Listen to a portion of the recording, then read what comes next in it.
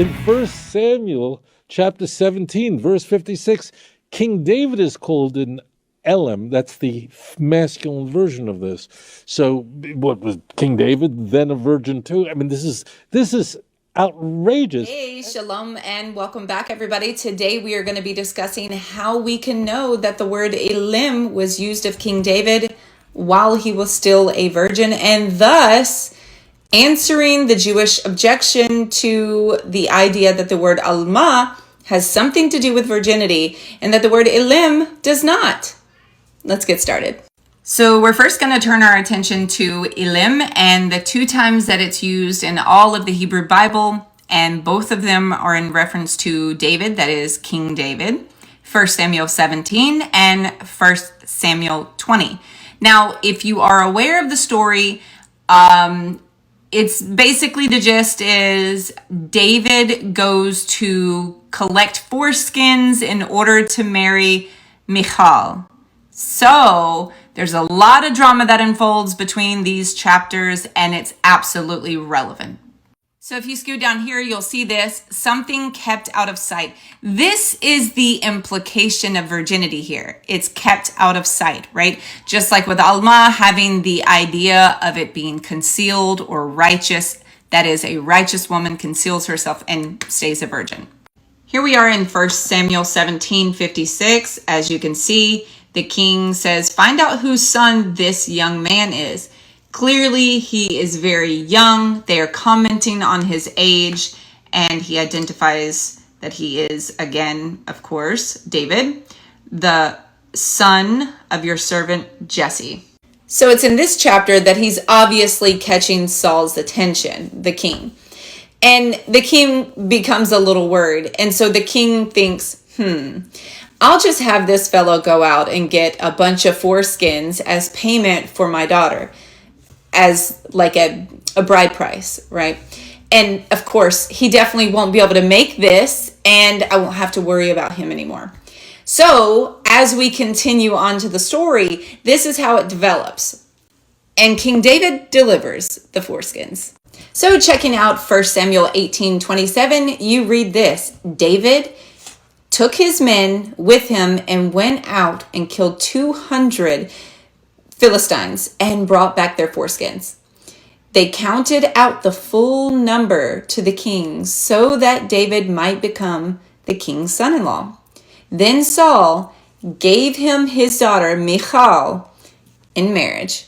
So because it says marriage, that must be the end of the story, right? They consummate the marriage, therefore it's the end. It's not. I'm going to show you some Jewish commentary that actually agrees with my reading comprehension, proving that the word Elem is used of a virgin boy. Let's look.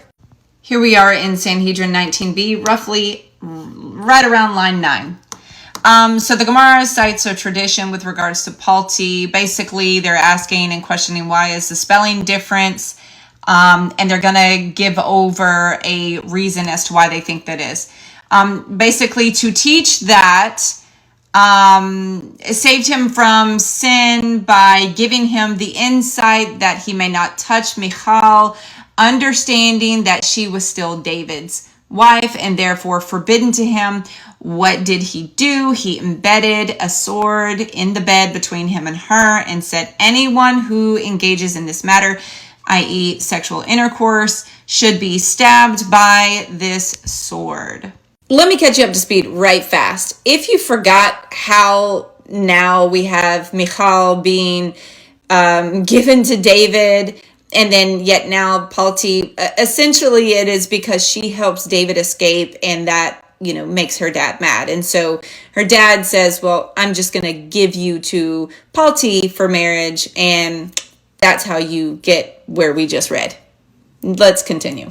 This is why in 2 Samuel 3:4, you have David sending a message to Saul demanding, and I quote, give me my wife Michal, whom I betrothed to myself for the price of 100 Philistine foreskins. Yeah, but what about what the rabbis are thinking and saying in Sanhedrin 19b? Let's continue on to line 20.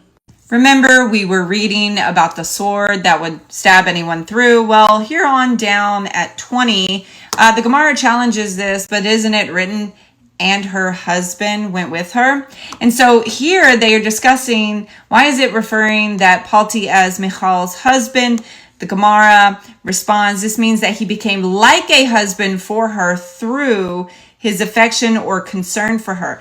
The Gemara counters, but isn't it written in the very case weeping as he went?